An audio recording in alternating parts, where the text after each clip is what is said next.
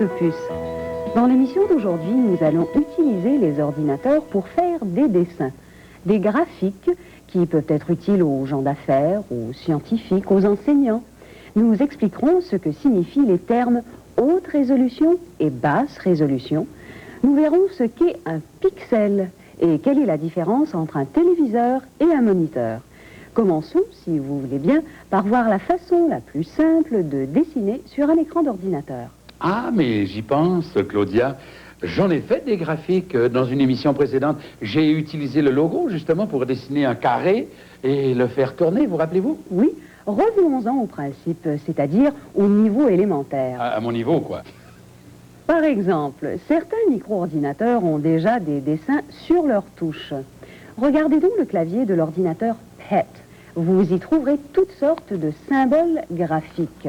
Pour pouvoir les utiliser, appuyez sur la touche Shift. Bon, alors... Ah, c'est drôle, hein? Ah, ben c'est merveilleux. Alors, on pourrait dessiner toutes sortes de choses. Des visages, des fusées, enfin, pratiquement n'importe quoi. C'est ainsi qu'on procède pour tous les graphiques des programmes du PET. On fait un dessin à l'aide de ces symboles et ensuite on l'incorpore au programme. Mais sur l'Apple, il n'y a pas de touche avec des symboles, hein? Non, il y a beaucoup d'ordinateurs qui n'en ont pas, Yvon. En fait, parmi les micro-ordinateurs les plus répandus, les Commodore sont les seuls qui aient des symboles graphiques spéciaux. Comment je pourrais faire un dessin avec, disons, l'Apple, par exemple? Eh bien, la plupart des micro-ordinateurs disposent, dans leur langage basique, d'un certain nombre d'instructions qui permettent de produire des dessins. Écrivez un numéro de ligne sur l'ordinateur Apple. 10, voilà. Maintenant, écrivez GR pour le mode graphique. GR. Et une deuxième ligne. 20. Ensuite, vous écrivez color et le signe égal. Et le signe égal? Égal quoi? Eh bien, pour l'instant, vous avez le choix entre 16 couleurs différentes qui portent des numéros allant de 0 à 15. Si vous écrivez 13, vous obtiendrez du jaune. 13. Ensuite, il faut dire à l'ordinateur à quel endroit de l'écran vous voulez que le jaune apparaisse. Pour vous expliquer comment ça fonctionne, nous avons préparé un masque transparent. Ah, vous voulez dire la gélatine? Oui, ce masque reproduit exactement le quadrillage de l'écran. 40 cases horizontalement et 40 cases verticalement. Chaque case a une adresse qui indique à combien de carrés vers la droite et à combien de carrés vers le bas il se trouve. Par conséquent, si vous voulez colorier le 20-15 avec le crayon de couleur, vous trouverez ce carré en comptant 20 carrés vers la droite et 15 carrés vers le bas. Voilà. On dira que seuls les ordinateurs comptent rapidement. Voilà, ça y est. Maintenant, nous pouvons écrire la ligne suivante. En basique, l'instruction permettant de placer une case à l'écran s'écrit plot. Oui. Alors, écrivez 30. 30. Plot. Plot. 20. 20. Virgule. Virgule. 15. 15. Et maintenant, exécutez le programme. Et le bon. Return et run. Attendez, je vais soulever le masque. Ah ah! Le petit carré jaune se cachait derrière le masque. Ben voilà, notre carré est juste à l'endroit prévu. On peut aussi dessiner des lignes. Écrivez un nouveau programme, Yvon, et vous verrez. Bon, alors j'ai plus besoin du masque, hein. Je vais l'enlever. Alors, new. New, oui, et 10. GR pour graphique. Ensuite, 20. Alors, color, C-O-L-O-R, égal, disons 6. 6. Return, ensuite 30. Alors, pour dessiner une ligne verticale, vous écrivez V-L-I-N et H-L-I-N pour une ligne horizontale. H-L-I-N. Et écrivez les numéros des carrés qui vont former les deux extrémités de votre ligne. Ah bon, le départ et la fin. Bon, ben disons 3. 3. Virgule. Virgule. Et mettons 35. Maintenant, il faut indiquer à combien de cases en dessous du haut de l'écran vous voulez placer votre ligne. Ben, disons à peu près à la moitié, 20, hein? Alors là, vous écrivez at 20 at 20. Et puis appuyez sur Return. Et return. Eh ben dis donc, ça va vite, hein? Et le numéro 6, c'est du bleu. Eh ben c'est facile à dessiner. En basique, Plot localise un carré à l'écran, HLIN dessine une ligne horizontale et VLIN dessine une ligne verticale. On peut faire toutes sortes de dessins à base de carrés de couleurs différentes. Et tous ces carrés sont un peu... enfin, c'est gros. Comment faire pour dessiner une ligne plus fine? Ce n'est pas possible, en tout cas pas dans ce mode graphique, parce que les dessins que vous venez de faire sont à basse résolution. Et pour connaître la différence entre la basse et la haute résolution et savoir comment ça marche, regardons ensemble ce qui suit. Les anciens cinémas avaient des enseignes avec des centaines d'ampoules électriques qui pouvaient être allumées ou éteintes de façon à composer des mots ou des images.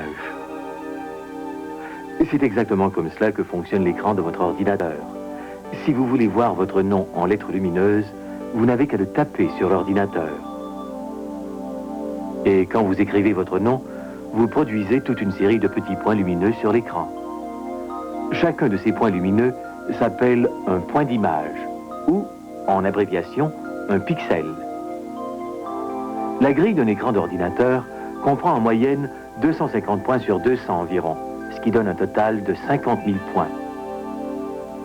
Il y a deux méthodes différentes qui permettent à l'ordinateur de transformer ce que vous dactylographiez en des séries correspondantes de points sur l'écran. La première méthode consiste à utiliser dans l'ordinateur une puce ou microprocesseur, appelé générateur de caractères, qui produit automatiquement l'équivalent d'un V par exemple, en une petite grille de points. Avec cette méthode, on est limité à la production de blocs de points suivant des motifs déterminés d'avance. Vous ne pouvez pas contrôler les points individuellement. Si vous vouliez faire un point sur l'écran, par exemple, vous ne pourriez pas obtenir un point lumineux, mais seulement un carré déjà formé d'un ensemble de points. Par conséquent, toute image que vous essayez de créer à l'aide de ces blocs sera grossière et peu détaillée. C'est pourquoi cette première méthode d'utiliser l'écran d'un ordinateur s'appelle une méthode à basse résolution. Comparons-la à une deuxième méthode qui permet d'obtenir des images par ordinateur. Avec cette deuxième méthode, on n'a pas besoin d'un générateur de caractères. Chaque chiffre binaire, ou bit, qui va dans la mémoire vive, peut contrôler un point déterminé de l'écran. Il y a correspondance directe entre chaque bit et chaque point d'image. Ces bits forment une sorte de carte indiquant les points qui seront éclairés et ceux qui ne seront pas sur l'écran. Cette méthode s'appelle la projection par bit. On peut ainsi faire paraître un seul point lumineux, un petit point, tracer une ligne mince formée de points individuels ou obtenir une image assez détaillée. C'est pourquoi on dit que cette méthode est à haute résolution. En résumé, quand on ne peut pas commander chacun des points et qu'on doit utiliser un générateur de caractères, Valentino ressemble à cela. Mais quand on veut faire un traçage par points, en contrôlant chaque point séparément, Valentino ressemble à ceci. Alors, comment fait-on pour avoir des graphiques à haute résolution? Il vous suffit de passer en mode à haute résolution. GR est pour le mode graphique à basse résolution. Oui. Pour la haute résolution, on utilise HGR et puis Return. HGR. HGR et Return. Maintenant, la couleur. Est-ce que j'écris H-color? Et vous avez deviné, seulement avec l'ordinateur Apple, quand vous gagnez en résolution, Yvon, vous y perdez sur le nombre de couleurs disponibles. En mode à haute résolution, votre choix de couleur tombe à 8, c'est-à-dire des numéros 0 à 7. Je vais essayer le 1. Alors, H, color, égale 1. En mode graphique à haute résolution, on ne peut plus dessiner de lignes horizontales ou verticales.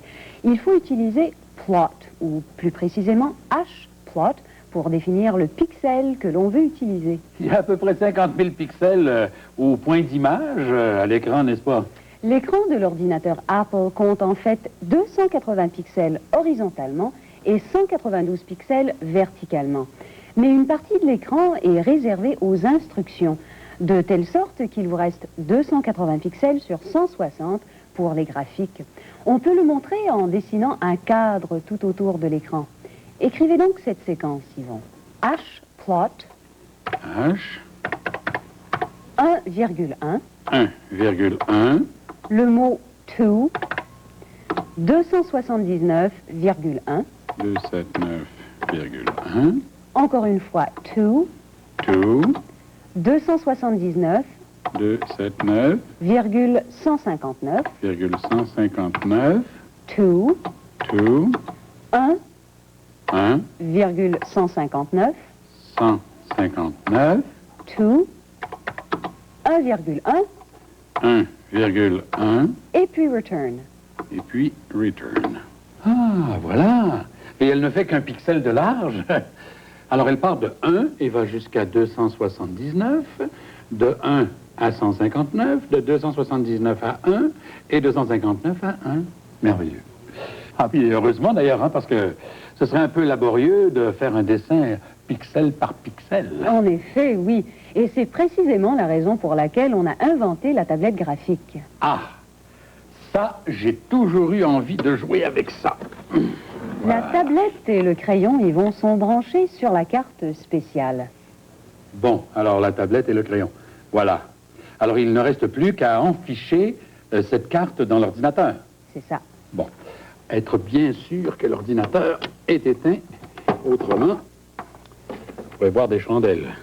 Alors je la mets où? La carte va sur le connecteur numéro 5. Le connecteur numéro 5, c'est celui-là. Et je remets le couvert.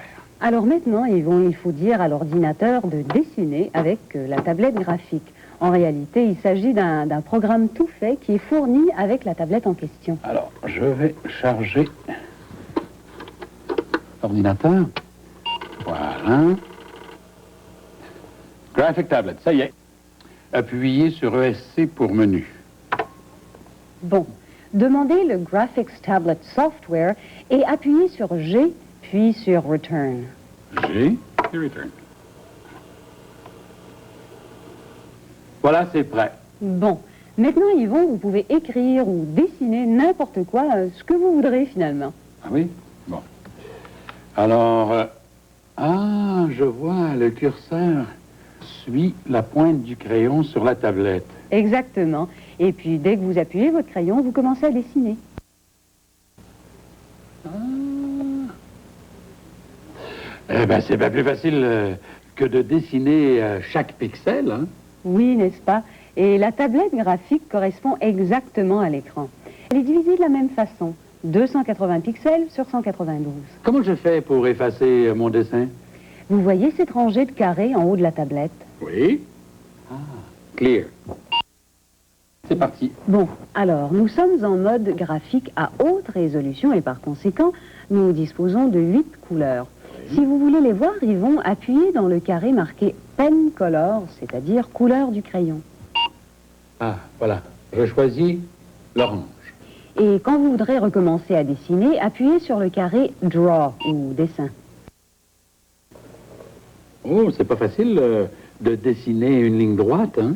Nettoyez l'écran et appuyez le crayon sur le carré marqué Lines. Ce qu'il vous suffit de faire, c'est de placer 2 points à l'écran pour marquer les extrémités de votre ligne et l'ordinateur les reliera. Ah, ben c'est presque trop facile, hein? Mais il y a encore plus facile, Yvon. Nettoyez l'écran encore une fois et demandez la couleur blanche. La couleur blanche. Pen color. Blanche. Voilà.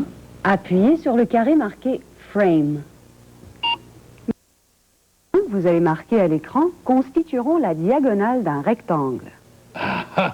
Ah oui, en effet. Oh, ben c'est amusant, ça permet de faire toutes sortes de dessins. Alors ça peut être très utile pour faire des graphiques, pour toutes sortes de choses. C'est fantastique, hein, surtout pour les artistes un peu paresseux comme moi. Et si vous voulez remplir votre rectangle, il suffit d'utiliser le carré marqué Box et de marquer encore une fois vos 2 points. Mettons ici et là. Ah, dis donc. Et, comme ça. Alors, je vais tout remplir, c'est intéressant, c'est amusant. Hein? Ah, mais dis donc, c'est facile, hein? C'est amusant. Je pense que je vais changer la couleur de fond. Bon, alors je vais y mettre le bleu, tiens. Voilà, bleu. Bon, maintenant je vais changer la couleur du crayon. Oh, je vais y mettre l'orange. Et maintenant, box. Voilà, comme ça. Oups là, pas trop bas. Comme ça. Et ça fonctionne, hein? C'est merveilleux, c'est fantastique. Ah! Alors je pourrais dessiner toutes sortes de figures sur cette tablette, et puis c'est parfait pour gribouiller. Hein? Est-ce qu'un artiste pourrait se servir de l'ordinateur et des graphiques d'ordinateur? Eh bien, de plus en plus d'artistes et de professeurs de dessin s'intéressent aux capacités graphiques des ordinateurs.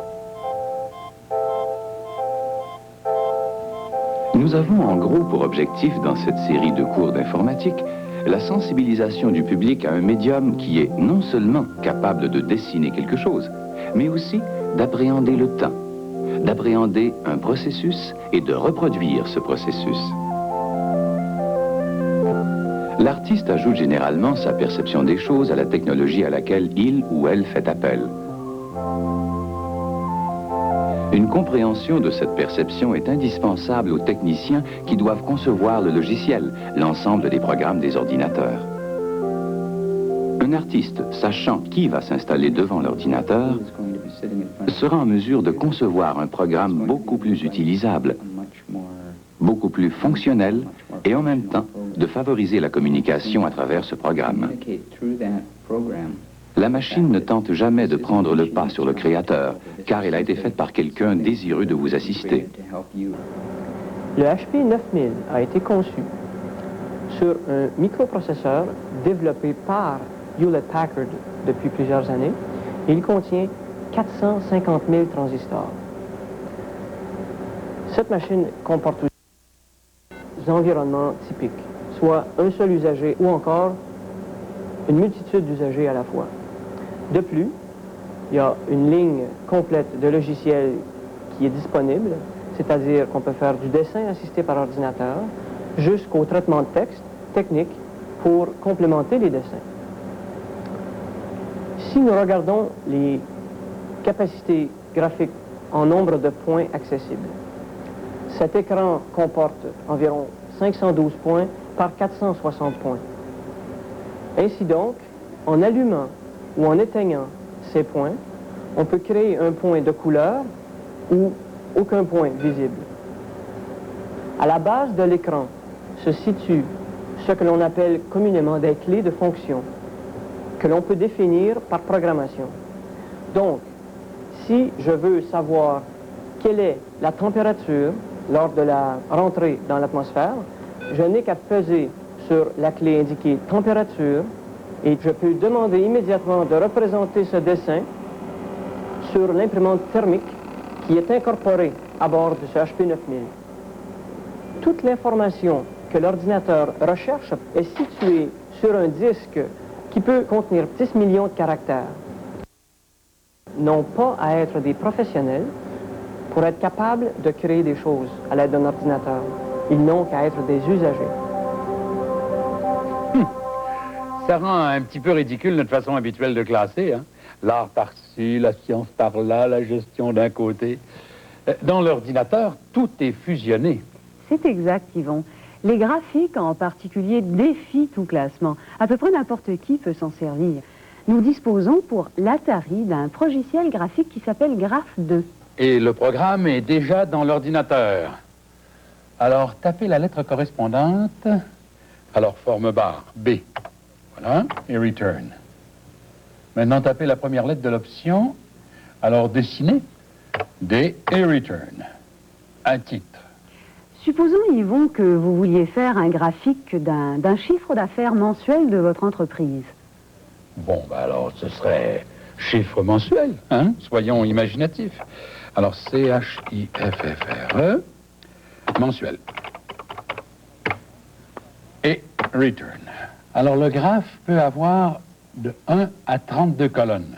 On représente simultanément de 1 à 3 paramètres. Nombre de paramètres, 1. Nom de la colonne. Ah, très bien. Alors, je dois donner à chaque colonne le nom d'un mois. Exactement, mais ne le faites que pour 6 mois, Yvon. Alors, en 3 lettres, janvier, return, février, mars, avril,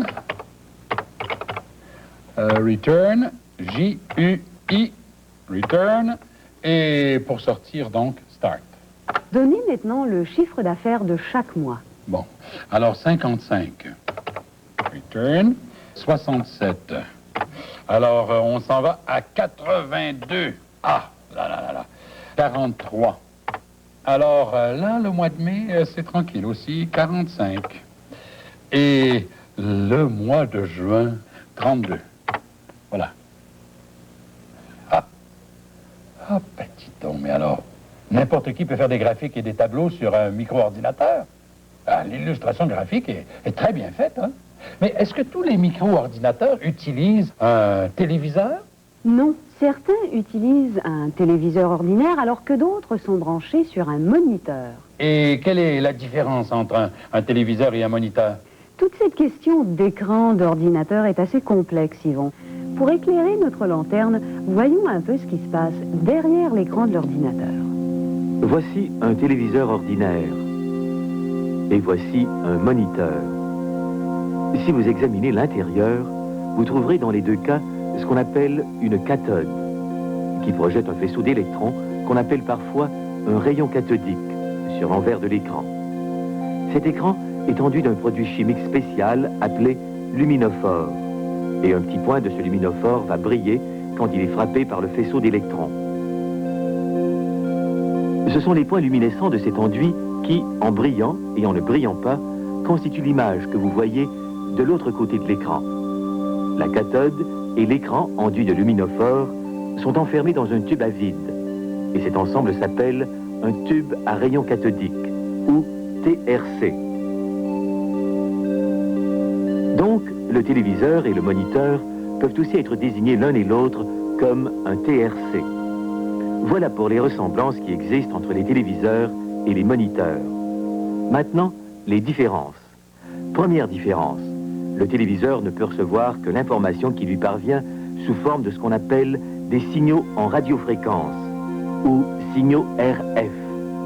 Mais pour qu'un ordinateur puisse mettre l'information sur un écran, il doit envoyer ce qu'on appelle des signaux vidéo.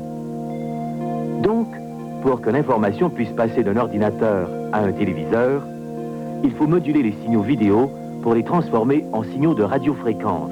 C'est ce qu'on fait au moyen d'un modulateur RF. Passons maintenant à la deuxième différence entre un téléviseur et un moniteur. La plupart des téléviseurs sont construits pour présenter seulement des images de télévision ordinaires. Ils n'ont jamais été conçus pour afficher des petits détails, en particulier de petits lettrages. Bien que l'écran du téléviseur contienne autant de points que l'écran du moniteur, le téléviseur n'est simplement pas conçu pour que ses points s'éclairent et s'éteignent avec autant de précision et aussi rapidement. Donc, si vous branchez votre ordinateur à un téléviseur et si vous tapez quelques mots, les points qui forment les petites lettres vont laisser des bavures et sont difficiles à lire. Mais si vous branchez votre ordinateur à un moniteur, dont la commande des points individuels est très précise et très rapide, ce que vous tapez sera clair et net. Voilà pourquoi, si vous avez le choix, assurez-vous que le tube cathodique auquel vous branchez votre ordinateur est un moniteur et non un téléviseur ordinaire. Mais alors, est-ce qu'on a vraiment le choix avec chacun des ordinateurs? La plupart d'entre eux vous donnent le choix et vous pouvez utiliser soit un téléviseur, soit un moniteur. Mais certains ont été conçus pour utiliser uniquement un moniteur. Et avec l'Atari, je vois que j'utilisais un téléviseur, alors qu'avec l'Apple, c'était un moniteur. Est-ce que c'est pour ça que les graphiques étaient si nets? C'est exact, Yvon. Et ce sera la fin de notre tour d'horizon des capacités graphiques des ordinateurs. Dans notre prochaine émission, nous verrons comment faire de la musique avec les ordinateurs. La, la, la.